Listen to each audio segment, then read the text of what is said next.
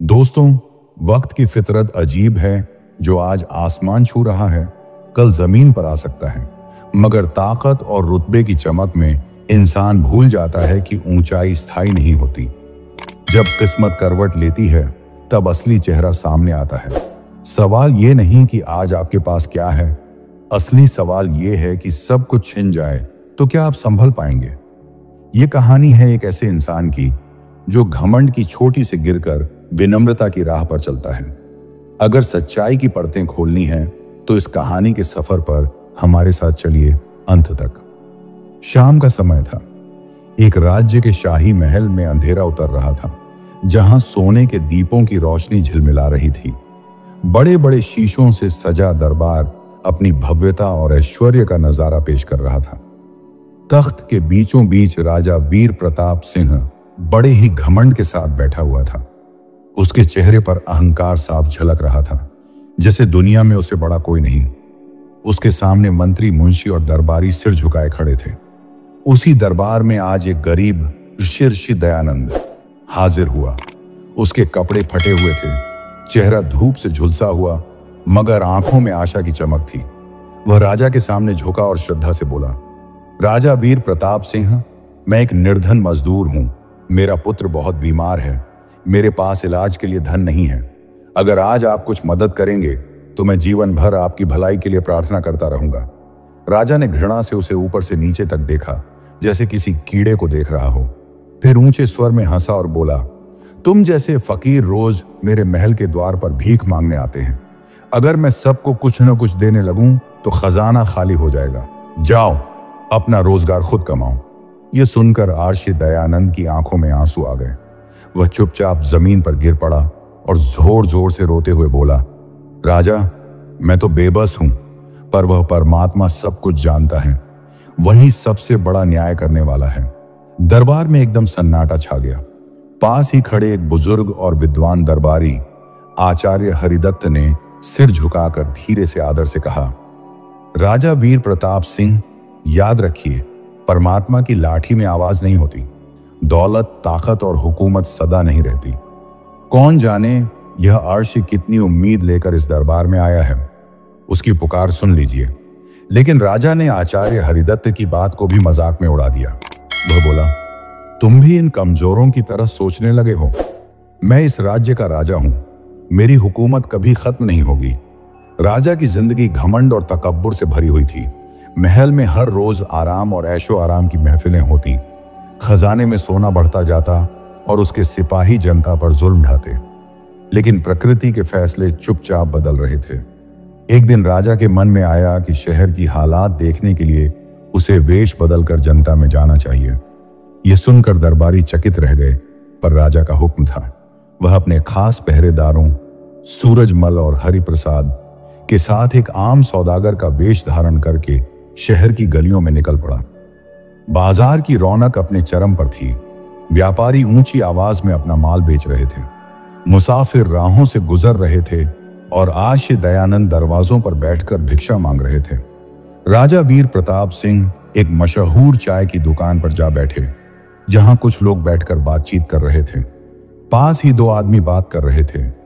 एक ने दूसरे से कहा, यह राजा बहुत जालिम हो गया है। जो अमीर है वो और अमीर होता जा रहा है, लेकिन जो गरीब है वो रोटी के लिए भी तरस रहा है। दूसरे ने कहा, भगवान सब देख रहा है। जो ऊपर जाता है उसे नीचे भी आना पड़ता है। राजा को नहीं पता कि समय किसी के लिए नहीं रुकता। राजा वीर प्रताप सिंह का चेहरा गुस्से से लाल हो गया। उसने मन में सोचा, ये लोग मेरे खिलाफ बोलने की हिम्मत कैसे कर सकते हैं।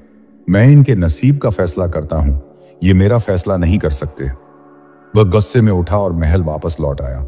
सुबह उसने अपने दरबारियों को आदेश दिया कि वह शहर से बाहर शिकार पर जाएगा, ताकि जनता के गुस्से का बोझ कुछ हल्का हो सके।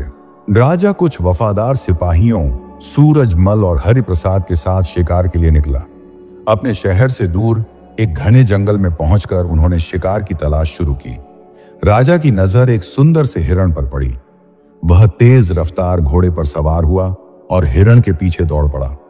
उसके भीतर शिकारी जुनून बढ़ता गया, पर अचानक जंगल में एक खतरनाक जाल बिछा हुआ था, जिसका अंदाजा किसी को नहीं था।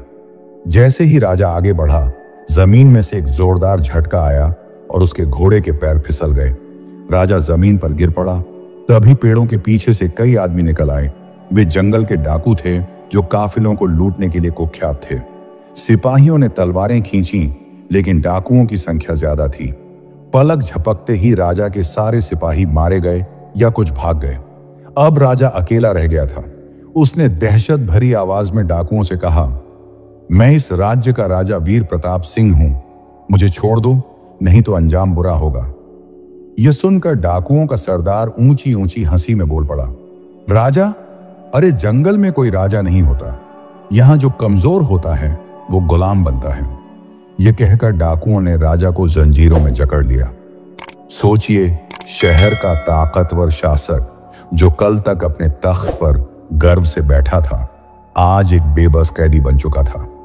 वह मदद के लिए चिल्ला रहा था, लेकिन वहां कोई सुनने वाला नहीं था। रात गहरी हो चुकी थी।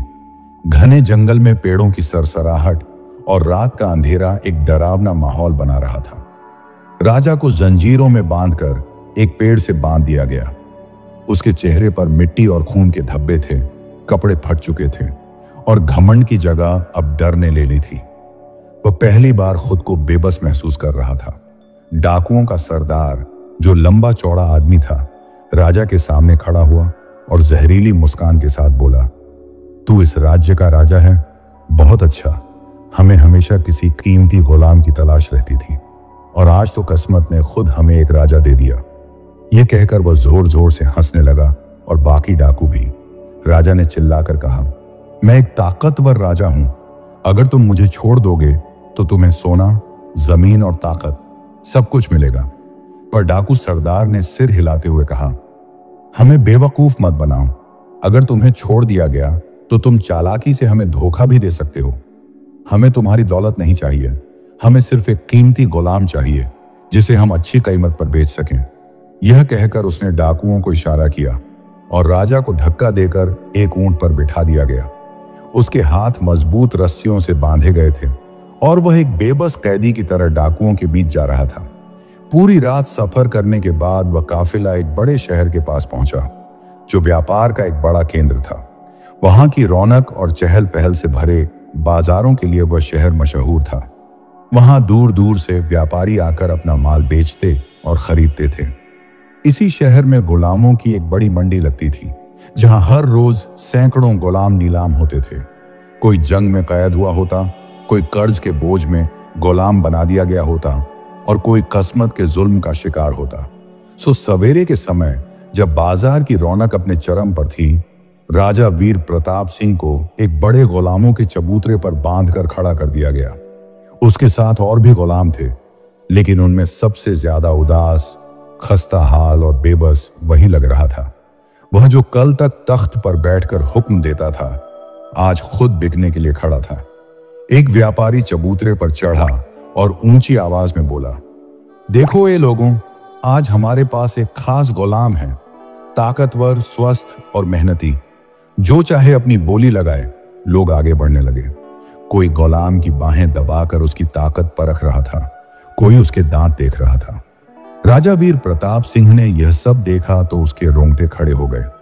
उसने कभी सपने में भी नहीं सोचा था कि वह बाजार में इस तरह बेचा जाएगा।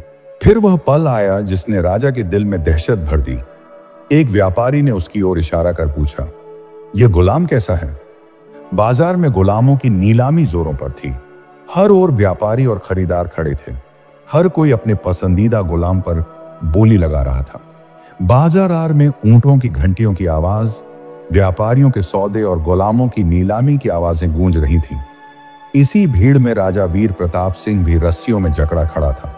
अब नीलामी की घोषणा ऊंची आवाज में की गई।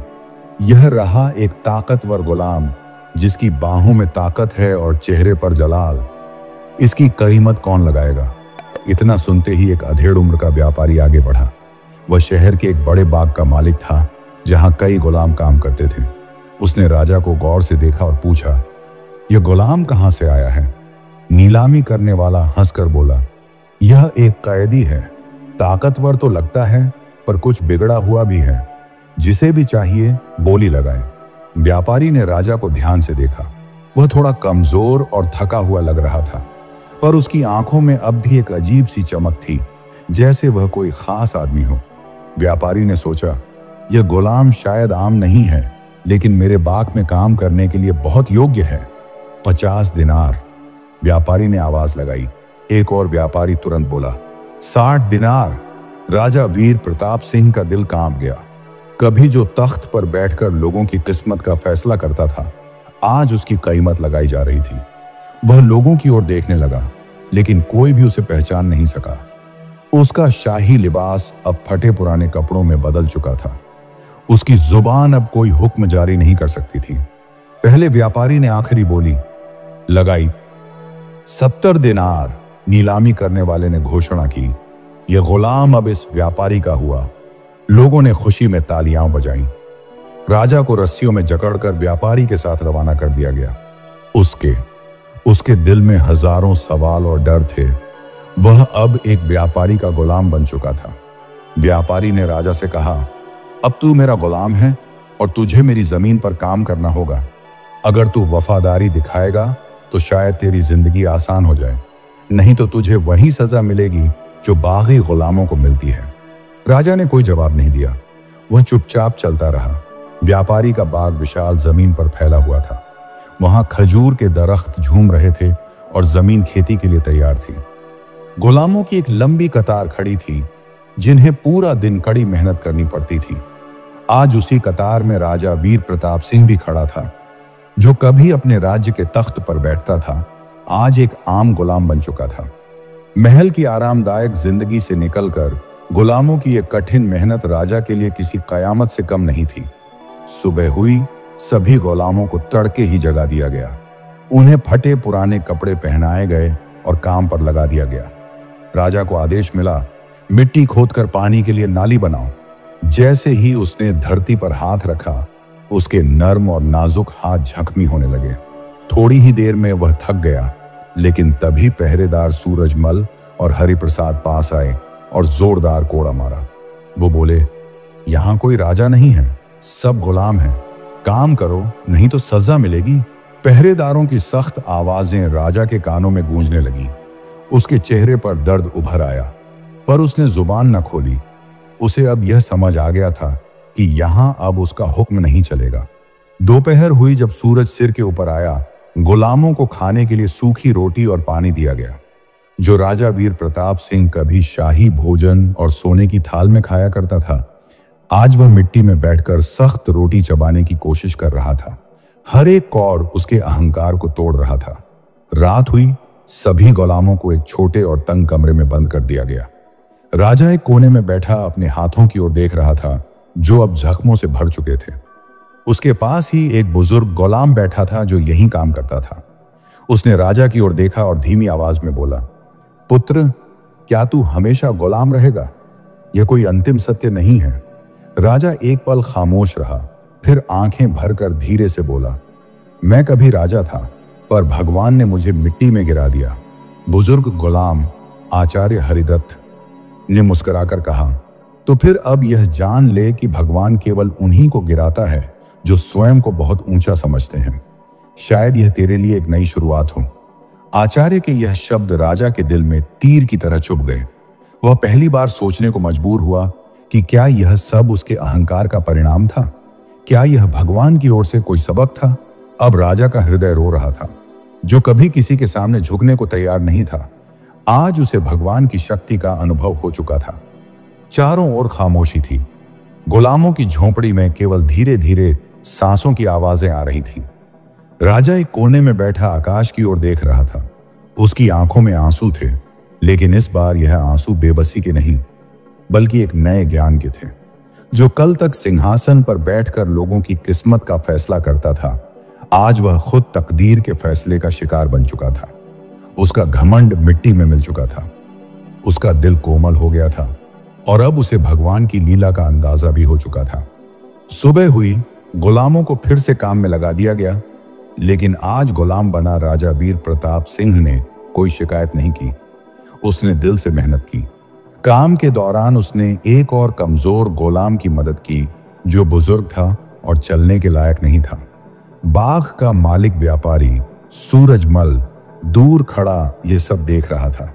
उसने महसूस किया कि यह गुलाम अब पहले जैसा नहीं रहा। कुछ दिन गुजरे, भगवान की मर्जी ऐसी हुई कि सूरजमल ने सभी गुलामों को एकत्र किया और कहा, आज मैं अपने 2 वफादार गुलामों को आजाद कर रहा हूं।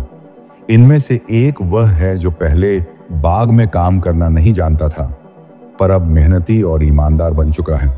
यह सुनकर राजा की आंखों में आंसू आ गए। वह अब आजाद हो चुका था, लेकिन आज उसके दिल में फिर से राजा बनने की कोई इच्छा नहीं थी। वह अब एक विनम्र और न्यायप्रिय इंसान बन चुका था। जब वह उस शहर के बाजार से अपने राज्य की ओर रवाना हुआ, उसका दिल बदल चुका था। जब वह अपने महल पहुंचा तो सभी ने उसका स्वागत किया, पर अब वह पहले वाला राजा नहीं था जो घमंड में डूबा रहता था। वह अब एक आम इंसान बन चुका था जो भगवान की इच्छा का जिज्ञासु था। किसी अजनबी शहर के बाजार में बिका हुआ राजा फिर से सिंहासन पर बैठ चुका था, लेकिन अब वह ताकत और घमंड का नहीं, बल्कि न्याय और विनम्रता का राजा था। इस कहानी की सबसे बड़ी सीख ये है कि अहंकार का अंत हमेशा विनाश होता है। जब इंसान अपने रुतबे, दौलत और ताकत का घमंड करता है, तो वह यह भूल जाता है कि यह सब कुछ समय की कैद में है। भगवान की लाठी की आवाज नहीं होती, पर जब चोट पड़ती है तो सब कुछ हिला देती है। जब इंसान सिंहासन पर बैठा होता है, तब वह सोचता है कि वह हमेशा वहीं रहेगा, लेकिन हालात पल में बदल जाते हैं। जो आज ताकतवर है, वह कल बेबस हो सकता है।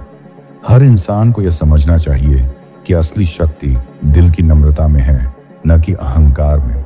यदि हम दुनिया में न्याय करें, मददगार बने और लोगों की दिली दुआएं लें, तो भगवान हमें हमेशा ऊंचा रखता है। पर अगर हम अहंकार चाहते हैं और लोगों की तौहीन करते हैं, तो भगवान हमें इस तरह गिरा देता है कि हम खुद को भी पहचान नहीं पाते। इस कहानी हमें यह सिखाती है कि घमंड और ताकत कभी स्थायी नहीं होते। जो व्यक्ति अपनी शक्ति और रुतबे पर इतराता है, वह अक्सर सच्चाई और इंसानियत से दूर हो जाता है। राजा वीर प्रताप सिंह ने एक गरीब की विनती को ठुकरा दिया, यह सोचकर कि उसका साम्राज्य अटल है, लेकिन वक्त सबका इम्तिहान लेता है। जो ऊंचाई पर है, वह कभी भी नीचे गिर सकता है। इसलिए जीवन में विनम्रता, दया और करुणा सबसे बड़ी ताकत होती है। इंसान को चाहिए कि वह दूसरों की पीड़ा समझे और मदद के लिए हमेशा तत्पर रहे। तो प्यारे दोस्तों की मोटिवेशनल कहानी, हमेशा की तरह मैं आज फिर से यही कहूंगा कि अगर आज की कहानी आपको पसंद आई हो, तो कृपया मेरे चैनल को सब्सक्राइब जरूर करें, ताकि आने वाली हर नई कहानी का नोटिफिकेशन सबसे पहले आपको मिल सके। धन्यवाद।